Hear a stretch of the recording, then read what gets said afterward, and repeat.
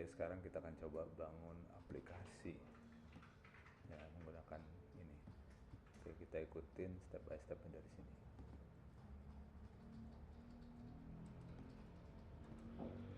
Nih, pertama kita setup dulu PostgreSQL ya. Ini kita kopas saja nih. Ini edit copy, taruh sini, edit paste. Oke. Nah, ini agak lama. Oke.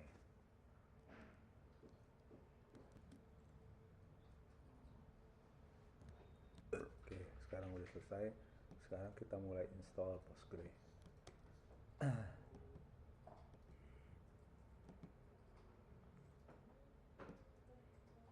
Ya, enter.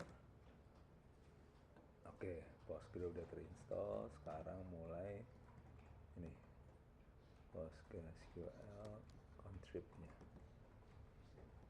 Ini kita eksekusi ya. Kita jalanin contrib-nya. Nggak ada. Oke, sekarang kita masuk ke database dan buat user. Oke, kita masuk sini. Kita bikin user ya. Nih, jadi sudo artinya super user. Sebagai super user, do lakukan ini buat user yang namanya Postgres ya di enter. Oke.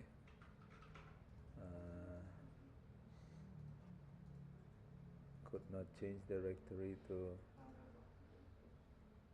Oke, nggak tahu masalahnya apa nih. Mission denied. Tapi intinya dia udah masuk ke ini ya. Dia udah masuk ke SQL ya. Nah, sekarang coba kita jalan ini.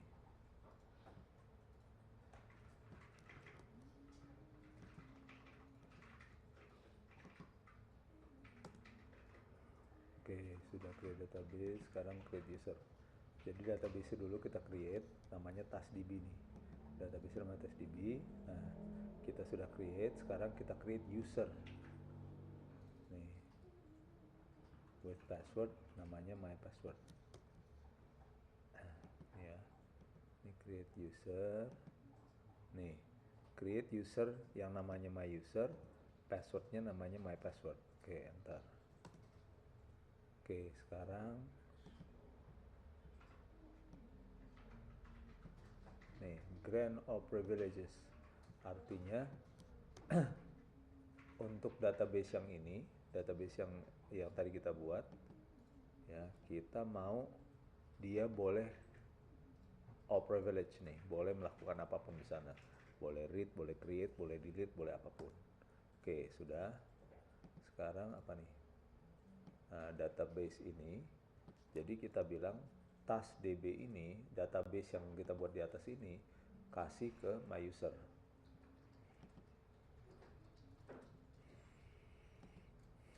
Enter. Nah, udah selesai. Selanjutnya strip queue. Strip queue ini kayaknya keluar dari ini, dari aplikasi ini dari Postgres ini. Oke, benar, udah balik lagi, udah ke ini. Oke ya. Nah, sekarang udah. Nah, sekarang kita mulai install setup dbeaver. Ini untuk visualisasi database-nya. Di sini dianjurkan via Flatpak ya, tapi saya nggak mau. Saya mau lewat aplikasi karena saya pakai Linux Mint ya. Saya mau lewat aplikasinya standar Linux Mint aja. Nih, Synaptic Package Manager. Oke, masukin di passwordnya.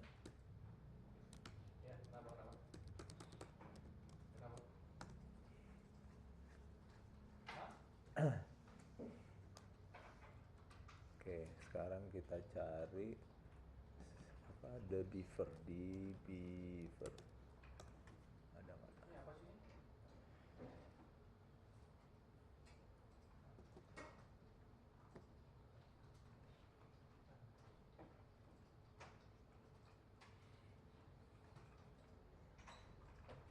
Ternyata nggak ada di sini. Oke, sekarang kita cari satu lagi. Di samping Synaptic ada juga namanya software manager.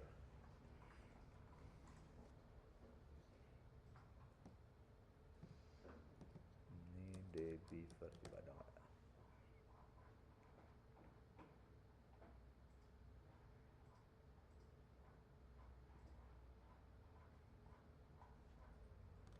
Oke, kita klik cari dbeaver. Nah, ternyata ini ada. Ini saya klik, saya launch. Kalau ada install, pakai install ya. Karena ini saya udah install, jadi nggak perlu install lagi. Kita tinggal ini, tinggal launch. Oke, sekarang kita sudah install dbeaver. Nah, dbeaver ini kan dia aplikasi buat mengkonek ke database apapun ya. Jadi kita bisa ke Postgre, bisa ke MySQL, bisa ke Oracle. Nah, sekarang tinggal kita connect database kita. Dbeaver-nya kita connect ke database kita. Nah, di sini ada prosesnya. Nih, koneksi buka dbeaver. Dah, klik pilih PostgreSQL. Oh ya, klik new connection, berarti ini file new ya, file new. Sekarang kok wizard new connection. Nah, kita pilih PostgreSQL. Oke, udah pilih hostnya di mana, di localhost. Nah, database-nya namanya Postgres misalnya ya. Username-nya tadi namanya nih. Tadi kan usernya namanya, database-nya my user ya. Di sini kita masukkan, di sini my user. Lalu kemudian di sini my password. My password. Nah, oke. Lihat, sementara di sini sebetulnya kita bisa masukin TaskDB ya. Nih, kalau kita masukin TaskDB, maka yang kelihatan cuma database TaskDB aja. Tapi kalau kita masukkan Postgres kayak begini, maka seluruh database yang ada di ini kelihatan. Oke, sekarang kita masukkan ini aja dulu, TaskDB sesuai dengan perintah ini. Udah, kalau udah, test connection. Ya, test connection, mana test connection-nya di sini? Oh, ini test connection. Oke, nah ternyata dia sudah connect ya. Dia sudah connect, berarti kita finish. Nah, lihat. Nah ini. Nah, inilah TaskDB, database TaskDB yang tadi kita buat. Yang kita buat di sini. Nih. Ini kan kita ada nih tadi bikin database yang namanya TaskDB. Lalu udah ya. Sekarang ini sudah terbuat ya. Tuh. Ya, ini sudah terbuat. Nah, tapi tabelnya masih kosong. Ya, masih belum ada tabel. Nah, sekarang selanjutnya kita akan mulai bikin tabel. Nih, kita akan buat tabel namanya task ya. Buatnya gimana? Nah, ini.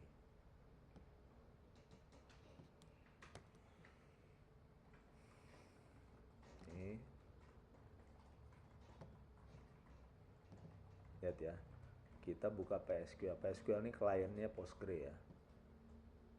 Pakai user yang namanya my user ya. Database-nya namanya TaskDB. Hanya lokasinya adalah localhost. Nah, ini my user tadi my password. Oke. Nah, sekarang sudah masuk ya, sudah masuk dalam kliennya TaskDB. Nah, selanjutnya kita mulai ini. Nih. Kita create table. Kita kasih perintah yang namanya create table. Nah, ini. Nah, sekarang sudah di-create tabelnya, kita lihat dari mana. Nih. Ini aja. Kita buka sekarang tabelnya. Nah, lihat. Sekarang kita sudah, maaf, ini kita hapus dulu ya, supaya nggak bingung.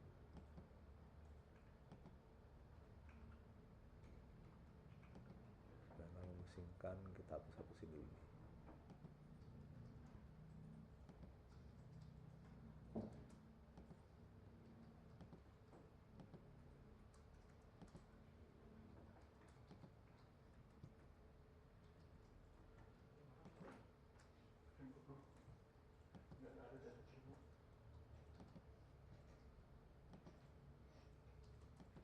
Oke.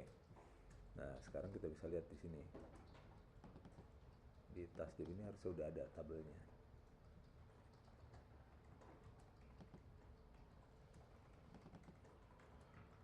Nah, lihat. Ini sekarang harusnya sudah ada tabel. Belum ada ya. Create table tasks. Mana tabel task? Oke, kita lanjut dulu ya. Insert into tasks. Nih ya. Nih. Oh, belum kelihatan dia, mungkin belum karena belum di commit kali ya. Oke, kita masukkan data. Artinya kita masukkan insert ke dalam tabel yang namanya task yang tadi kita buat. Ya, ini di kolom title dan di kolom deskripsi masukkan value. Pertama beli kopi, kedua kopi hitam tambah gula. Oke, sekarang perintah kita udah kasih, kita enter. Oke, nih sudah di insert ya sama dia ya. Nah, begitu selesai di insert, sekarang kita quit. Quit. Kita keluar dari klien ini. Oke, enter. Nah, udah ya. Udah keluar. Nah, seharusnya ini muncul nih di sini nih. Coba kita lihat.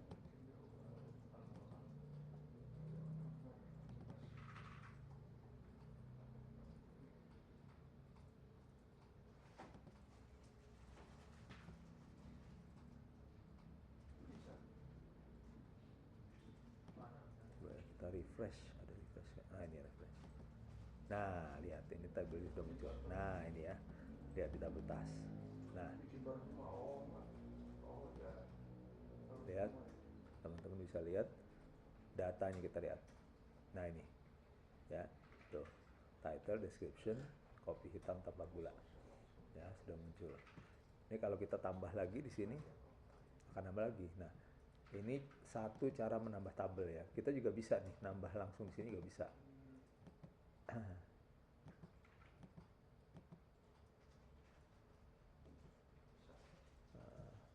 Tadi baru baca source destination aja kan? Yang baru. Gimana caranya nambah tabel? Biasanya company nama produk udah ada. Company-nya apa dulu? Apa harus di San Francisco? Biasanya bisa langsung. Oke, nggak bisa. Apa dah? Kita ikutin aja ini tutorialnya. Oke ya. Nah, sekarang kita balik sini. Ini udah selesai. Kita mulai setup Python. Nih. Kita mulai bikin directory dulu. Directory yang namanya myapp dan mycd ya. Oke, kita lihat directory yang kita bakal buat ya. Nah, ini untuk melihat hasilnya nanti kita buka dulu ini. Nah, ini oke. Nah, sekarang kita lihat. Sekarang kita ada di directory ini ya, documents, coding, IAC ya. Ini sekarang saya masuk ke atas dulu ya. Nah, sekarang kita udah di root ya, udah ada di documents. Kita ada di sini nih, di home ya, di sini ya. Sekarang coba kita lihat here. Nah, ini oh, bahkan kita ada di rootnya, berarti kita ada di root banget. Oke, sekarang kita pindah ke cd home tar ya, kita ke sini. Ini kita ke directory atau kita masuk ke dalam dokumen aja ya, ke sini. Nah, ini kita cd ke sini. Nah, ini coba kita masuk sekarang gini, cd ini cd, kita masuk ke directory ini. Nah, kalau udah enter, nah udah, coba kita lihat direktorinya. Nah, lihat ya, udah sama ya.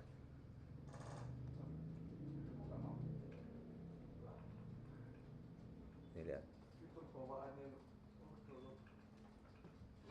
Nih di sini ada directory coding nih, tuh. Di sini juga ada directory codingnya, tuh. Oke, jadi ini udah. Terus di sini ada digital masjid, di sini juga ada digital masjid. Jadi kita sudah berada di directory sama. Nah, sekarang kita bikin ini satu directory nih, make dir satu directory, make directory namanya myapp, lalu kemudian cd ke myapp, masuk ke myapp. Oke, sekarang kita cd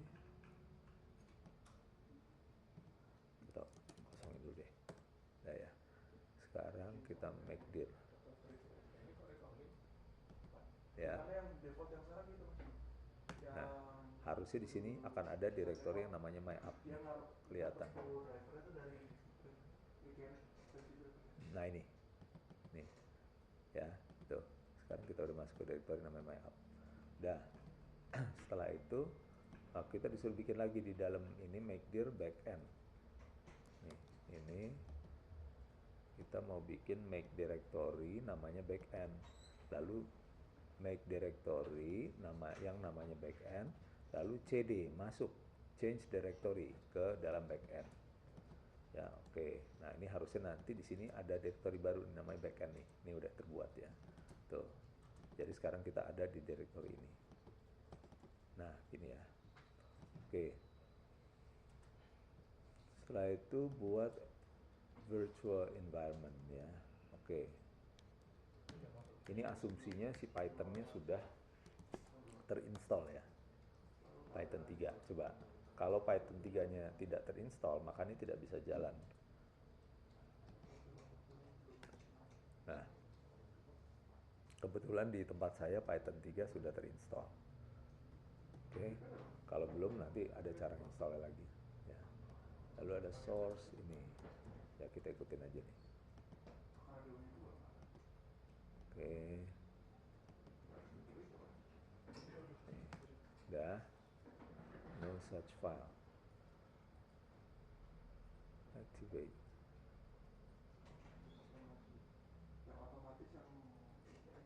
Oh, ini sorry. Ini was not created because NCPIP is not available. To install Python fan. Nah, ini dulu. Jadi sorry tadi rupanya ini belum terinstall ya. Nih. Jadi saya mesti installin dulu. Makanya gagal ya. Jadi Python saya ternyata belum terinstall. Oh ya, ini jadi saya mesti install ini apt ya. Ini saya copy dulu nih komennya. Copy. Lalu saya kasih sudo ya, karena komen ini harus pakai sudo. Oke. Nah, oke, masukkan password.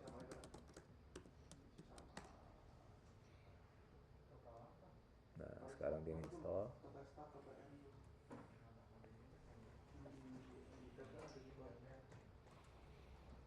Kenapa ini? Oh, Synaptic ada nih. Ini kan nih nggak bisa di lock nih. Dia harus nge-lock, harus di lock dulu. Berarti Synaptic ini yang mengganggu nih. Ini saya mesti tutup dulu Synapticnya. Nah, udah. Baru dia bisa install. Yes, saya install.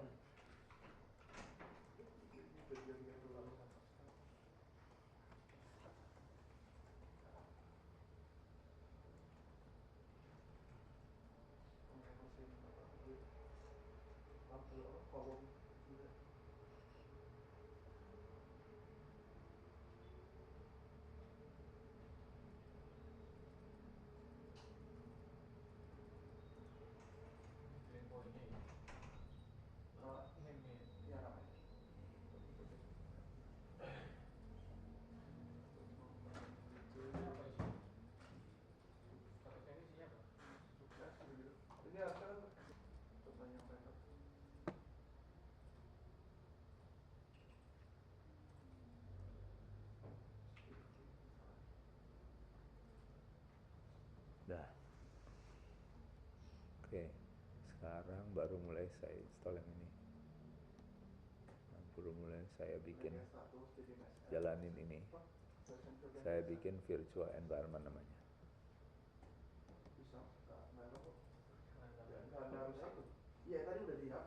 Oke, sudah jadi. Sekarang saya activate virtual environment-nya. Ya, bagian-bagian ini nggak usah ngerti, nggak apa-apa lah. Ya, ikutin aja. Oke, sekarang mulai kita install fast API-nya. Jadi kan tadi kita bilang bahwa kita akan pakai web service dengan menggunakan fast API, teknologi fast API namanya. Ya. Nah, jadi kita install dulu fast API-nya.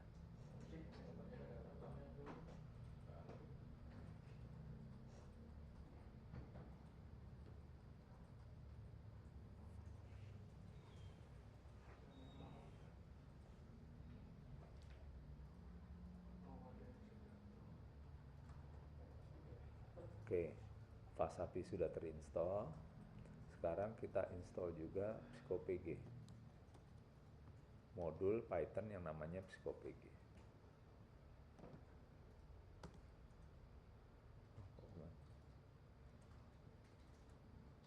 Oh, ini maksud yang diinstal itu.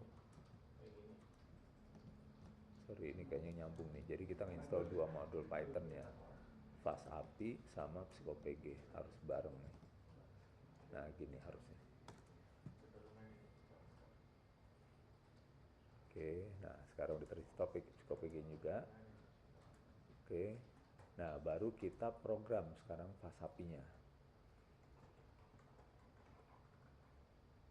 Nah, di sini kita mesti bikin file yang namanya main.py ya. Sekarang kita cari text editor. Nah, ini ada text editor di Linux Mint-nya. Nah, ini. Oke, kalau sudah di sini filenya kita namain main.py. Nah, ini kita save aja di dalam direktori tadi tuh. Mana tadi? Direktorinya myapp. Nah, ini backend. Nah, ini kita taruh sini, main.py, main.py.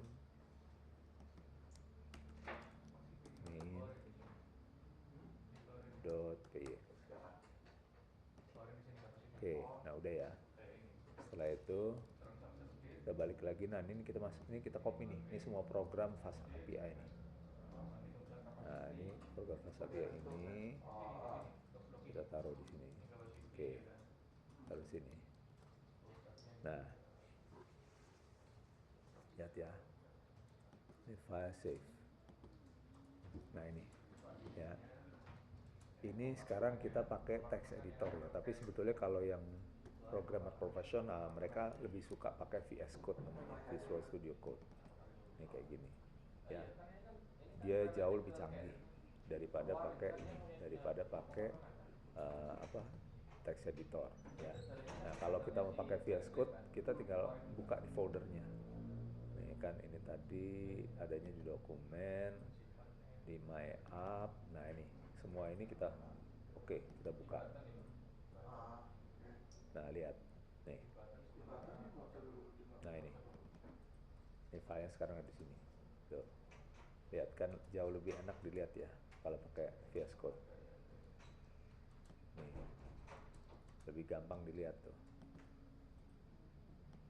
Nih. Makanya software profesional developer profesional biasa lebih suka pakai ini. Pakai VS Code ini. Oke, anyway. Nah, setelah filenya ini terserah kita mau pakai apa. Cuma sekarang yang paling gampang kita pakai ini aja dulu ya, text editor yang sederhana. Nah, sekarang begitu sudah selesai program udah ada ya, kita tinggal jalan ini program tadi nih. Backend-nya kita web service kita jalankan. Bagaimana cara jalankannya? Kita tinggal ini nih. Nih, kita copy, lalu kita jalankan di sini. Nah, di backend kita jalankan. Ini kita jalankan dia. Nah, lihat, ini sekarang sudah jalan tuh, application startup completely ya. Lihat, dia nunggu di port 8000 nih tuh, ya. Nah, web service jadi sudah jalan. Nah, sekarang bagaimana cara ngetes ininya web service FastAPI ini ya? Gampang. Cara pertama yang populer itu biasa dengan Postman ya. Nah, kita mesti install dulu Postman-nya. Misalkan software manager. Kita install dulu Postman-nya.